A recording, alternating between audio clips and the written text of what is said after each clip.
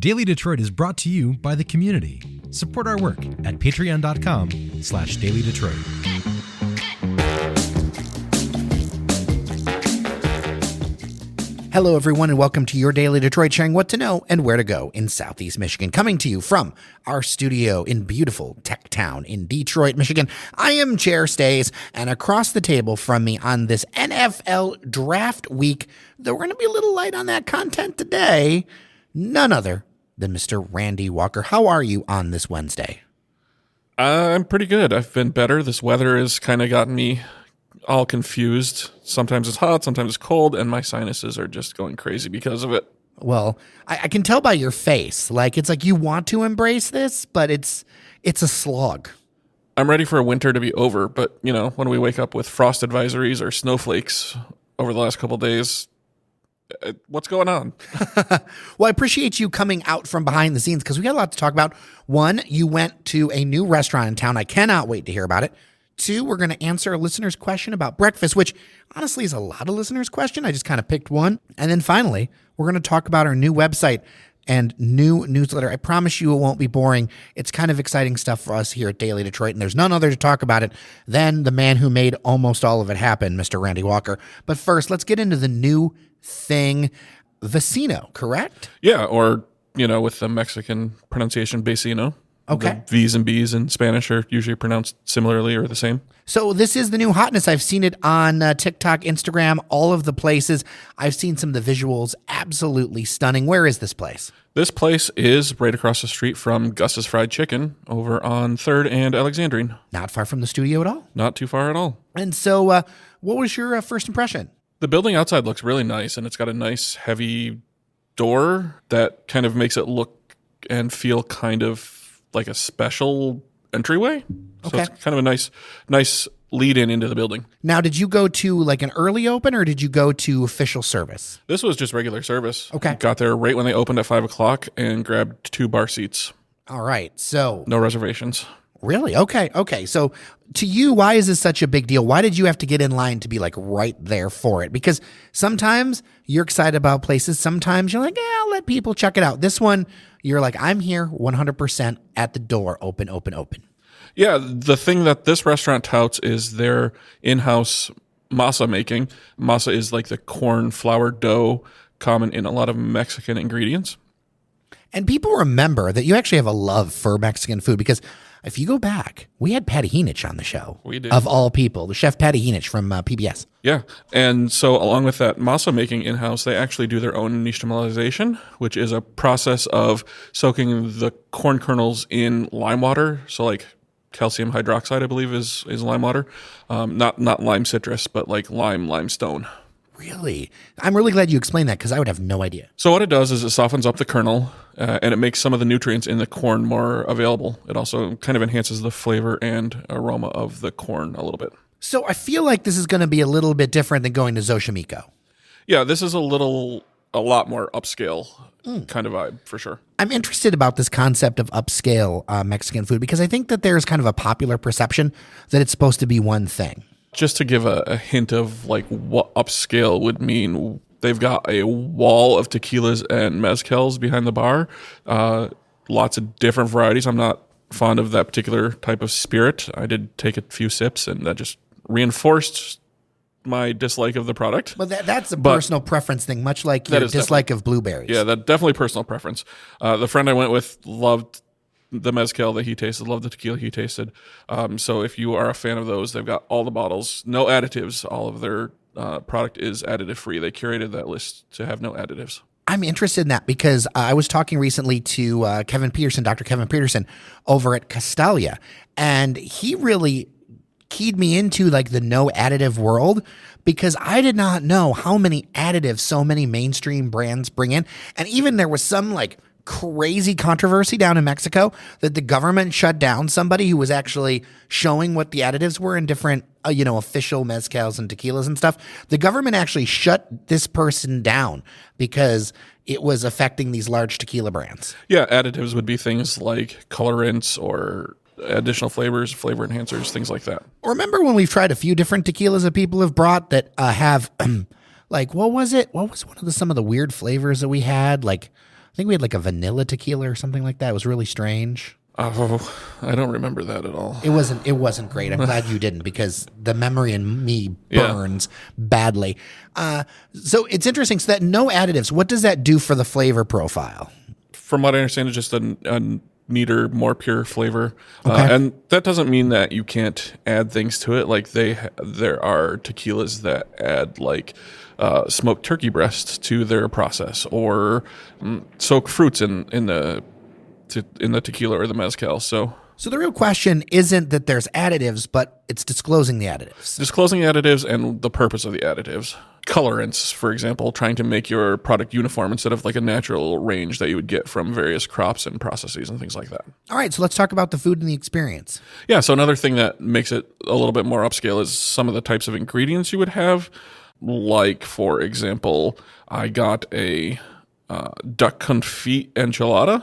So that is duck slow cooked in fat until it's nice and soft and tender. That takes a long time. Duck's not a common ingredient in your typical Mexican restaurants around here. Like, it's not uncommon. It's protein, but you don't usually think of duck when you're going out for Mexican.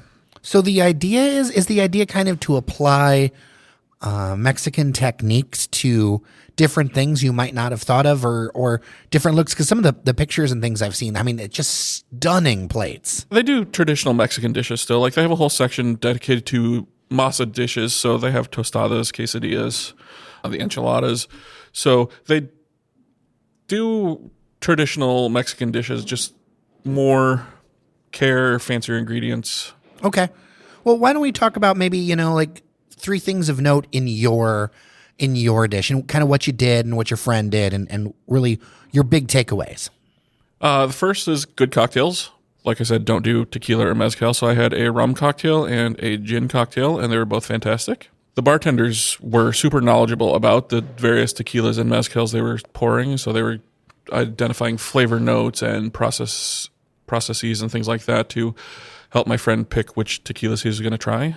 And then the last thing I want to tout is the aguachile, which is kind of like a ceviche dish in like a peppery broth. I got the one that was shrimp with cucumber and a salsa verde. It was super fresh, nice and light, spring, summer vibes with that cucumber, and then just the right amount of heat from the chiles, and it was seasoned perfectly. Great job on the salt. So, Randy, did you enjoy your experience, and would you go back? I was definitely glad I went. I would definitely go back for cocktails. Maybe I would try one of the main dishes.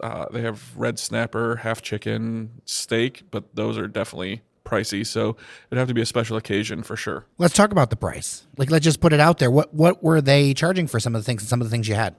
The quesadilla was $12. Add mushrooms to it for $4. The enchiladas, we got 2 enchiladas that, to be honest, were not much bigger than my middle finger. They were $28. Okay, so this is on the higher end. Like, Definitely on the higher end. This is a prepare to spend kind of place. For sure. The shrimp aguachile was $19. I felt that was reasonable for seafood. Maybe a little small, maybe 1 or 2 more bites would have been perfect. But then those mains, the half chicken is $46. The half a red snapper is $54, and the bone and ribeye is $78. So I feel like that's kind of a trend, though. But you feel like it's on even the higher end of this trend?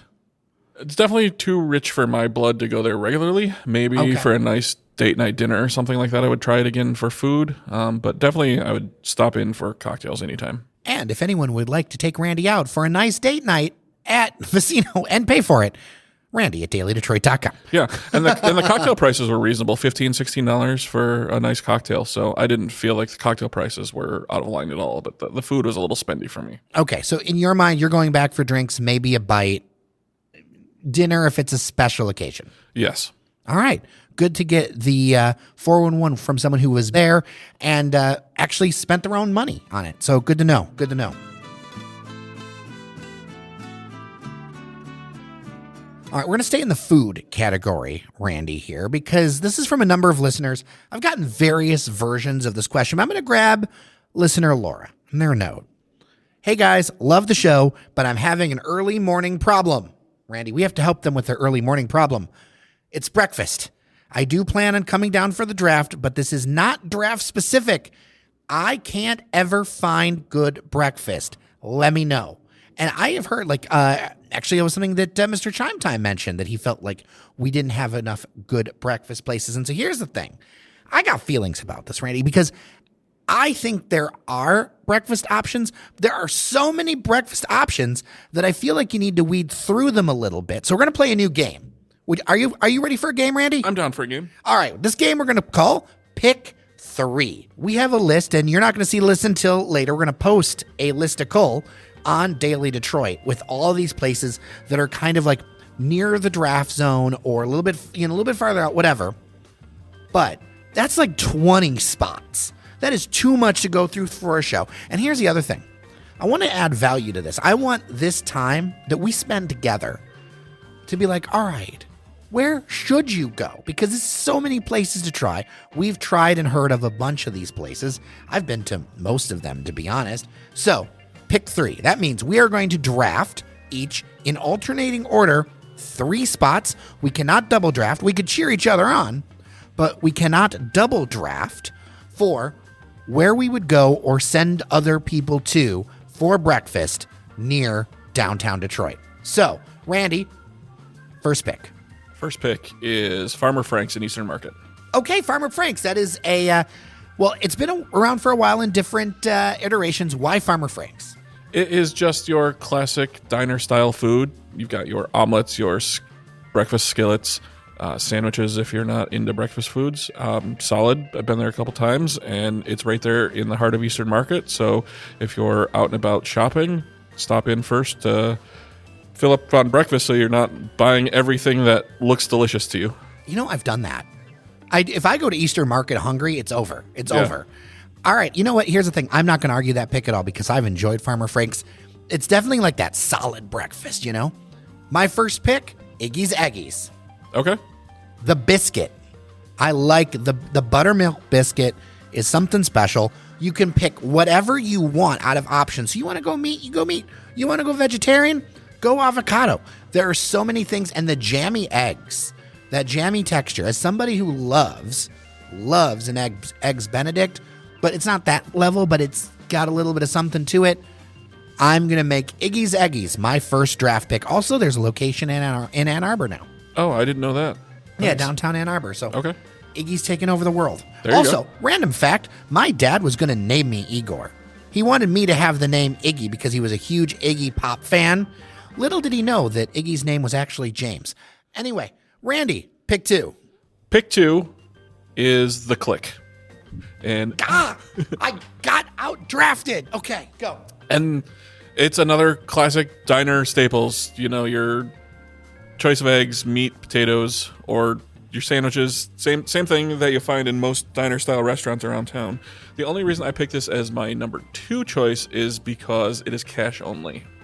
So I think that the Click is worth going because it is like the center of who's who. Like it's Detroit breakfast with like literally there is the chance I have seen like all kinds of politicians of all levels there. I've seen business leaders like the Click. The Click is like one of those like untold, well, told if you know, centers of everything. My advice would be if you're going to go to the Click, you need to go early and like be ready for it. And Yeah, there can be a line. there can be a line. It's kind of tight in there. It's on East Jefferson. East Jefferson, right at corner of Rivard, attached to a nondescript hotel. Yeah, very nondescript, but that's part of the joy Yeah. of it. I will mention, if you didn't know, Iggy's Eggies is in Capitol Park, so I forgot to mention where it is. So you took my second pick. I'm so mad at you, Randy. So what's going to be your second pick then? James Oliver, Corktown. If you want to feel a bagel vibe, like a really good bagel sandwich, and that's what I would pick it for.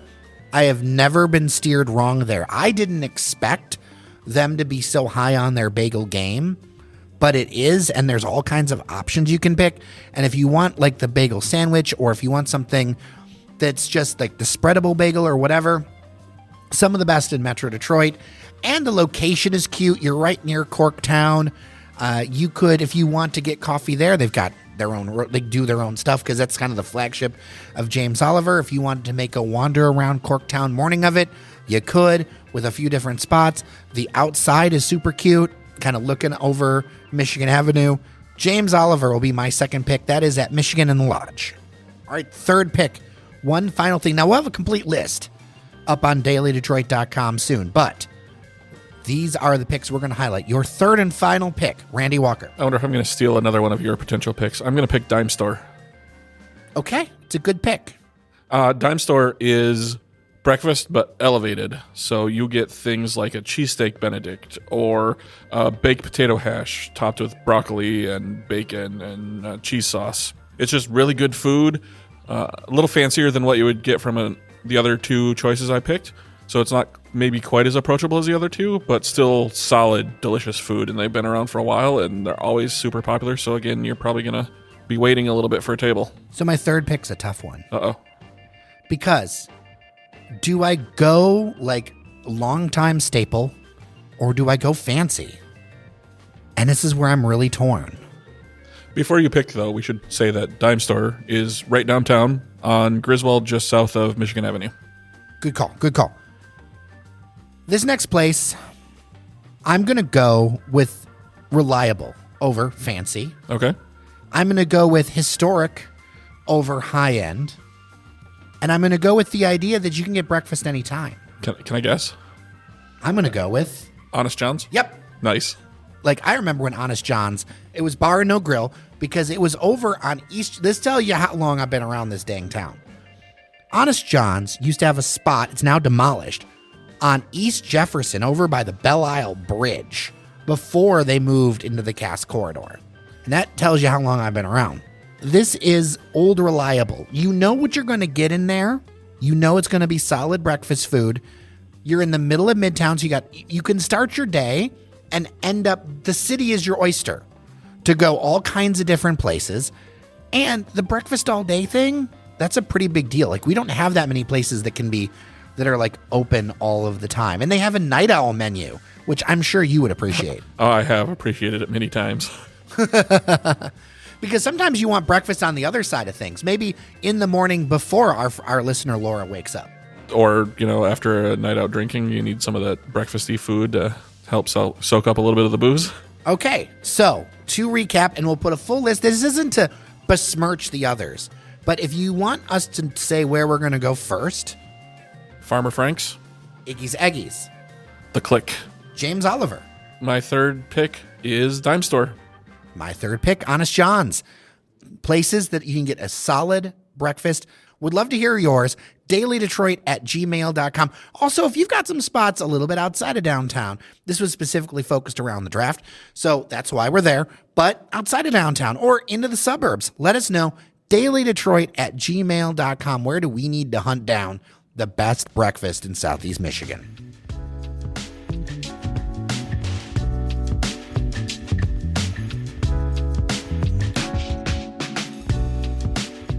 All right, before we go, Mr. Engineer Randy, you're called Engineer Randy for a reason. Yeah. Because you engineer the hell out of everything we do. This place, this show sounds good because of you.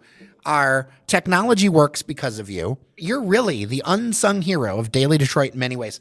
And what I want to mention in this is a new thing, and I want to say straight out, thank you to Best Choice Roofing, our local Best Choice Roofing in Metro Detroit at bestchoiceroofingdetroit.com for actually being our launch sponsor for our redone newsletter and getting this website together because we've made a big change. We've invested some dollars in this. We do not get grant dollars. Like many places that you will see, we don't get grant dollars. Foundations, we do not get currently a single dollar from a foundation. So this is very grassroots, dependent on our members on Patreon and whoever decides to sponsor us and add to the show. And this is huge for us. And I really, again, want to thank Best Choice Roofing because they also do work in the city, which is huge for contractors. If you live here, you know, not all contractors do work in the city. We have a new website and we have a new newsletter platform. Randy, why don't you kind of share, and I can share too, but like, why was it time to redo what we had? Because we've been around in that same look for a while. Yeah. What was it, about 2 or 3 years ago, we redesigned the website. But the under the hood was the same. But yeah, we had been running a old version of WordPress on an old web host that was running some older versions of web technologies. And so we needed to modernize and update our base platform before we could modernize and update our final visible product. And we tried a couple of different things, but we decided on a relatively new, comparatively, platform called Ghost, because they have a their newsletter first type platform. We were using WordPress plenty in the past, but along with that came a bunch of cruft we had built up over the years that we just wanted to kind of clean out the closet a little bit and get rid of some older stuff. We tried to go with WordPress.com. Yeah, we had some issues with WordPress.com migrating there. I still think WordPress is a great platform, but with our focus on the newsletter, their newsletter tools are not as robust as Ghost. And Ghost is also open source, as well as WordPress. So I don't feel like we were compromising our core values with this, because we both kind of believe in these kind of open source projects. That's true. But Ghost, whereas WordPress has been around for 20 plus years, Ghost has only been around for maybe 4 or 5, maybe a little longer. And it shows. I have to dig a lot more into the code to make things work on the new site. WordPress, I could have, just clicked and dragged a few things around, but I'm writing a lot more code than I have in a long time. But the new website sings as far as speed goes. So it's a huge improvement over what we had. Yeah, absolutely. So again, it's just dailydetroit.com. We moved everything over. So check it out. Let us know what you think. A very new look, a very modern look. Something where we also realized how important our website was, because even in this age of social media, man, we went through, and one of the things I love about this new platform was we have a lot better statistics about where signups come from. You tie that in with Google Analytics. You tie that in with all the things that we can kind of know about podcast listeners. What we learned is that in reality, we get a lot more push from when we put our postcards out with our QR code, or we're doing events or Google searches and things like that. And that we're learning a lot about how social media and podcasts are actually, it feels like almost a frequency mismatch. It's been kind of crazy, and we're really going to be reevaluating where we spend our time because of it. Yeah, and our website is going to be our kind of hub where we start or focus things, and then we'll share out from there to social media as need arises. Yeah, I think really making the website first again, which I feel like it's a throwback to the past. But on the other hand, if you look at social media in a lot of places, here's a great example. So I saw something today from multiple people about a story that happened 2 years ago, but there were some reaction accounts that were hyping like it was new. But that's not news. It happened 2 years ago. If we're going to have a better conversation, it doesn't feel like, so there's a couple things. Obviously, we're going to have our fun content and all that other stuff. We just spent most of the show talking about restaurants and breakfast. But I feel like when we want to have real conversations, I think that social media is hard to search. I think it's hard to stand out in the algorithm. And I don't think the algorithm rewards local stuff very often, because for the algorithm to pick you, it needs to be something that's popular to the most available audience in many ways. And a lot of social media places also, they don't want to highlight news anymore in any way, shape, or form. They want to stay way away from it. So we can't change that. So we have to adapt to it.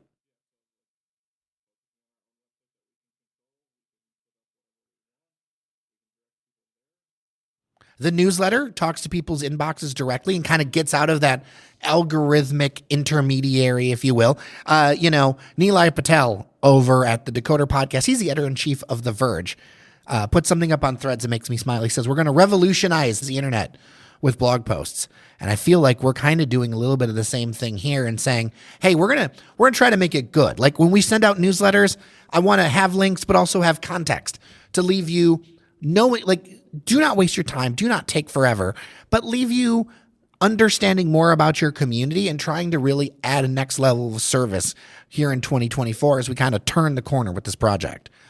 Randy, what are some of the things you're most proud of in this? Oh boy, I would say just my ability to figure out this new platform, figure out what we needed to do from a technical standpoint to make what we wanted to happen. I'm glad that we're at a point where we feel like we can use the website regularly and easily again, just because our old platform was so slow, it was hard to use.